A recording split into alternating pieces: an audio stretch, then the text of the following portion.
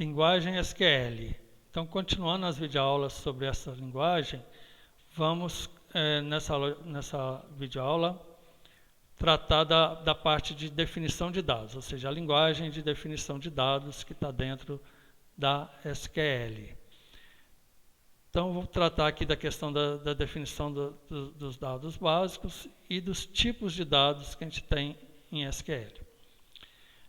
A linguagem, então, em termos de terminologia, a linguagem SQL usa os conceitos de tabela, linha e coluna, ao invés dos conceitos formais de relação, tupla e atributo, que são análogos aqui, né? Então, a gente pode dizer que uma tabela é a mesma coisa que uma relação, uma linha é o mesmo que uma tupla, e uma coluna é o mesmo que um atributo.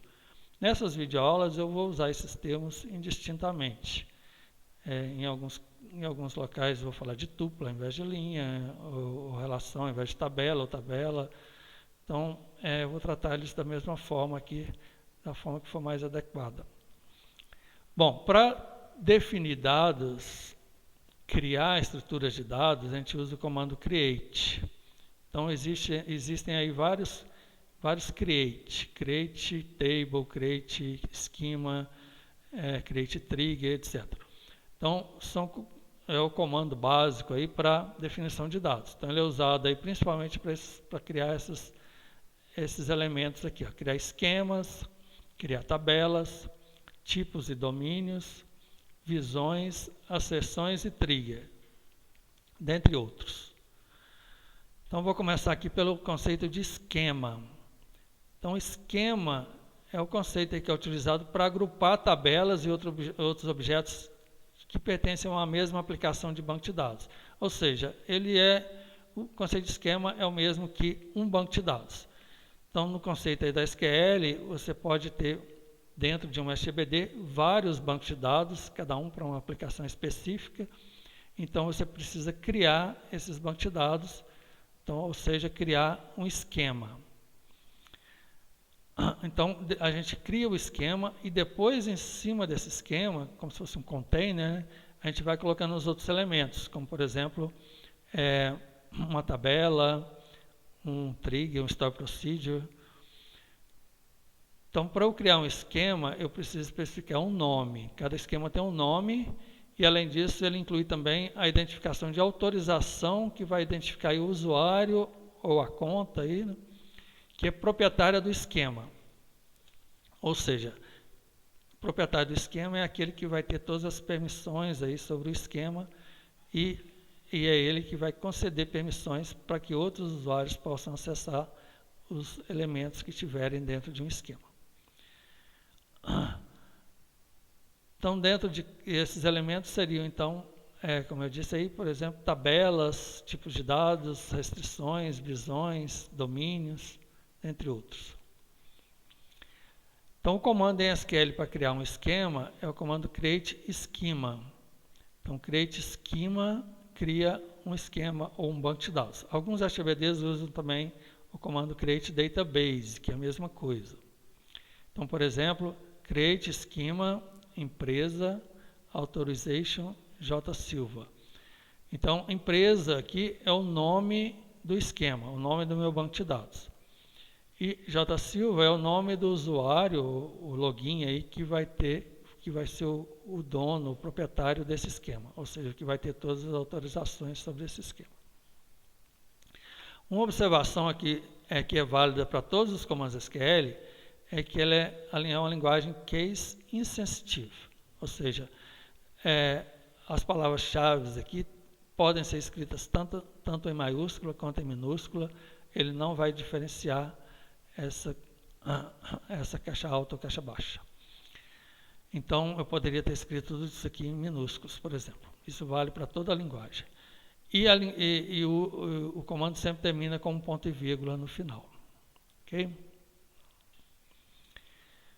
Bom, se eu tenho um esquema e por algum motivo eu não preciso dele mais, eu posso excluir esse esquema do meu SGBD. Então, para isso, eu tenho o comando drop schema.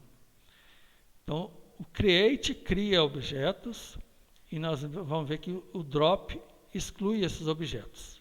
os objetos, ou seja, as estruturas de dados. Então, drop schema eu posso usar para excluir um esquema. Quando a gente especifica um drop schema, ele tem duas opções de comportamento. Eu posso especificar se ele é cascade ou se ele é restrict. Cascade significa que eu vou remover o esquema e tudo o que tiver dentro dele, ou seja, todas as suas tabelas, domínios e outros elementos. Então, isso é feito automaticamente. Se eu usar a opção restrict, significa que o HBD vai verificar e se existir algum objeto nesse esquema, ele não vai permitir que a exclusão seja feita. Então, para isso, eu teria que primeiro remover esses objetos. Então, por exemplo, drop schema empresa cascade. Então, eu vou estar excluindo esse esquema chamado empresa, junto com todos os objetos que tem dentro dele, porque eu usei a opção cascade. Então, tem que tomar cuidado, porque se eu executar um comando desse, ele não vai pedir confirmação, ele vai realmente excluir todo o esquema, com todas as tabelas, todos os dados. Então, se eu tiver um banco de dados gigantesco lá, vai ser tudo excluído. Por isso que o padrão é o restrict, para você evitar excluir coisas acidentalmente. Mas se você coloca cascade, acabou. Você vai realmente excluir. Bom, vamos passar agora para a criação de tabelas. Então, para criar uma tabela, eu tenho o comando create table. Então, primeiro eu crio o esquema e aí dentro desse esquema eu posso então criar tabelas. Então, vou usar o comando create table para isso. Então, quando eu especifico o create table, eu vou especificar o nome da tabela, o nome de cada atributo e a restrição sobre cada atributo e outras restrições. Então, para cada atributo, eu tenho que especificar então um nome, um tipo de dado, tem que dizer se ele permite ou não valores nulos, etc. E tem ainda as restrições de chave e restrição de integridade referencial, que também podem ser criadas aí quando eu uso o comando create table, ou podem também, normalmente muito usado, eu incluir as chaves estrangeiras, por exemplo, quando fazendo um comando alter table. Alter table, a gente vai ver em mais detalhes mais na frente, serve então para alterar a estrutura de uma tabela. Então, como exemplo, eu estou criando aqui uma tabela chamada funcionário. Então, create table funcionário, aí eu abro um parêntese que vai fechar só lá no final e depois um ponto e vírgula. E aqui então eu vou especificar cada atributo da tabela. Então, aqui, por exemplo, tem o nome do atributo, idfunc, aí o tipo de dado dele, então ele é do tipo int, que é um valor inteiro, e aqui uma restrição dizendo que ele é not null, ou seja, não permite valores nulos. E aí, separado por vírgula, vem a próxima definição. Então, vem agora a coluna, o atributo nome func, que é do tipo baixar 50. Então, baixar 50 é uma cadeia de caracteres de tamanho variável, que pode ter até 50 caracteres. Também não permite valores nulos. Depois a coluna sexo, que é do tipo char1. Char também é uma cadeia de caracteres, nesse caso de tamanho 1, ou seja, um caractere, só que aqui é uma cadeia de tamanho fixo. E aí vem endereço, decimal, o salário, que é do tipo decimal 82. Decimal serve para definir tipos personalizados, com tamanho fixo, um tamanho pré-definido, tamanho máximo pré-definido. Então, serve tanto para números inteiros quanto números reais. Então, quando eu coloco 82 aqui, eu estou dizendo que esse número tem 8 dígitos, desses 8, 2 são casas decimais, ou seja, esse 8 aqui é o total. Então, são 6 dígitos à esquerda da vírgula e 2 à direita da vírgula, para você especificar o valor de um salário. ID superv, ID débito do tipo int. E aí, depois que eu termino a especificação dos atributos, eu posso especificar as restrições. Então, aqui eu estou especificando uma restrição de chave. Aí eu uso a palavra-chave primary key e entre parênteses o nome da coluna, que é a chave primária dessa tabela. Então, idfunc aqui é a chave primária dessa tabela. Se ela for uma chave composta, você coloca o nome de cada coluna separada por vírgula. Ok? Então, esse aqui é o primeiro exemplo para criar uma tabela chamada funcionário. Um outro exemplo, eu quero agora criar uma tabela chamada departamento. Então, create table departamento, Aí especifico também os atributos, né? ID débito, nome débito, ID gerente. E agora vem algumas restrições. Então, primeiro aqui a chave primária. Então, a palavra-chave primary key, entre parênteses o atributo que é a chave primária. Então, nesse caso, o ID débito é a chave primária dessa tabela. Se essa tabela tem uma chave secundária, aí eu uso a palavra-chave unique. Então, unique, entre parênteses, o atributo ou uma composição de atributos que forma uma chave secundária. Então, uma tabela, ela sempre tem uma chave primária, embora alguns HBDs permitam eu criar tabelas sem chave primária. Mas, em geral, uma tabela tem uma chave primária. Ou seja, nesse caso aqui, o ID débito é único. Eu não posso ter duas linhas na tabela com o mesmo valor para ID débito. Mas se existem outros atributos que também são únicos, então, por exemplo, aqui está dizendo que eu não posso ter dois departamentos com o mesmo nome. Então, isso é uma chave secundária. Então, eu posso ter várias chaves secundárias numa mesma tabela e eu especifico cada uma delas usando a palavra-chave unique. Ok? Então, é o conceito de chave primária e chave secundária.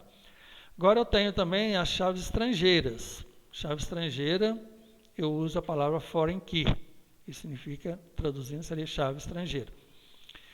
E aí, entre parênteses, coloco qual atributo ou quais atributos que formam essa chave estrangeira. Então, nesse caso, eu estou dizendo que o atributo ID gerente é uma chave estrangeira.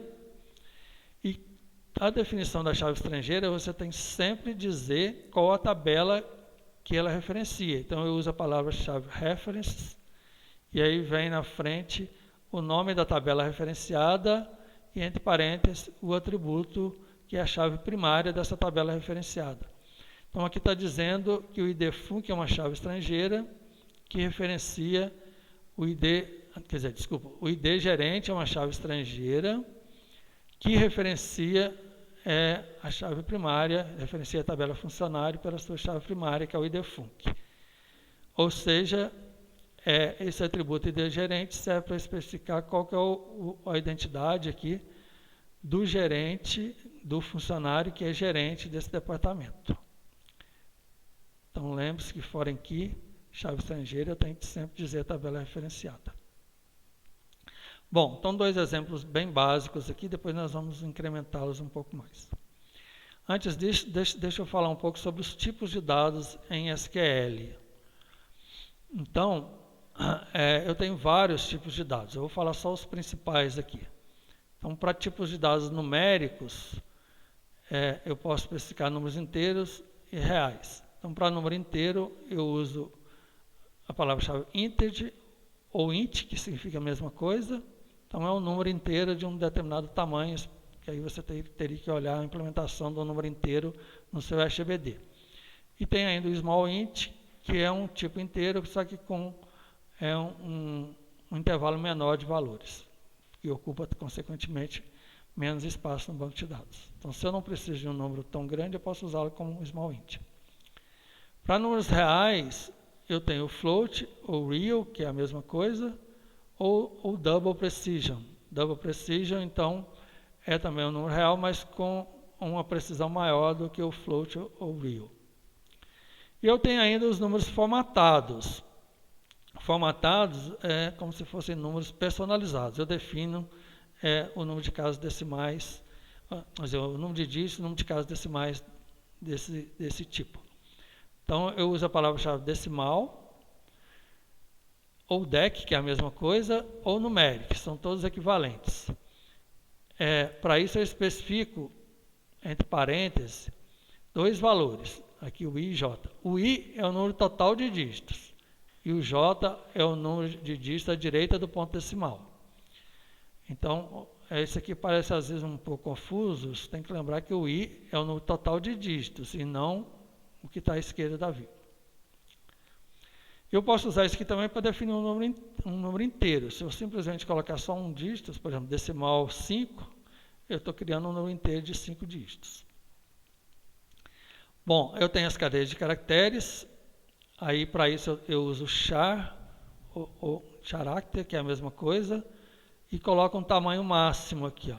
Então, esse n é um tamanho máximo dessa cadeia de caracteres, ou seja, quantos quantos caracteres que essa cadeia vai ter. E eu tenho as de tamanho variável, que seria o varchar, ou char varying, ou character varying, que é a mesma coisa. Então a gente usa normalmente varchar. Também especifica o número máximo de caracteres. Bom, qual que é a diferença entre char e varchar? Se todas têm um tamanho máximo, significa que eu posso ter um tamanho menor do que esse máximo, um valor menor que esse máximo. Mas basicamente a diferença entre elas depende aí muito de implementação das GBDs. Mas em geral a regra é o seguinte: se você sabe que aquele valor é sempre de um tamanho fixo, por exemplo, um CPF tem sempre 11 dígitos, ou um CNPJ que tem sempre 14, ou um CEP que tem sempre 8, aí você deve usar o char. Agora, se o tipo é realmente variável, por exemplo, o nome de uma pessoa, que pode ter diversos tamanhos, aí você usa varchar. Ok? Bom, eu ainda posso, esses tamanhos aqui do char e do varchar tem um limite, que não é muito grande. Aí você tem que olhar no SGBD. Se você precisar armazenar textos grandes, normalmente aí, milhares de caracteres, aí você tem o tipo CLOB, ou objeto de grandes tamanhos. Aí você especifica entre parênteses o tamanho dele. Tamanho aí é especificado em termos de kilobytes, ou megabytes, ou gigabytes. Então você reserva um espaço aí de bytes para armazenar esse texto longo. Bom, eu tenho ainda os tipos para datas. Então para data eu tenho date, que é especificado aí no formato ano, mês e dia, e tenho time para horas, no formato de horas, minutos e segundos. Bom, esses são os tipos básicos. Eu tenho também o datetime, que conta aí em termos de tempo decorrido. Bom, tem o Boolean recebe valores true ou false ou null, então inclui também o valor nulo. E tem a sequência de bits. Então, se eu quero especificar em termos de sequência de bits, eu tenho o bit e o bit varying, tamanho fixo ou não, mas da mesma forma eu tenho que especificar o tamanho máximo, número de bits. E se eu quiser armazenar aí grandes objetos, como por exemplo uma imagem, aí eu tenho o blob. O blob eu especifico o tamanho M dele em termos de kilobytes, megabytes ou gigabytes. Então é muito usado aí, por exemplo, para armazenar imagens. Bom, esses são os tipos básicos, né? Existem vários outros, eu coloquei aqui só os mais básicos. E se eu quiser personalizar esses tipos, ou seja, criar novos tipos, aí, criar domínios que restringem esses tipos básicos, então eu tenho o comando create domain.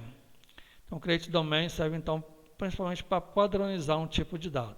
Suponha, por exemplo, que eu uso especificação de CPF em várias tabelas.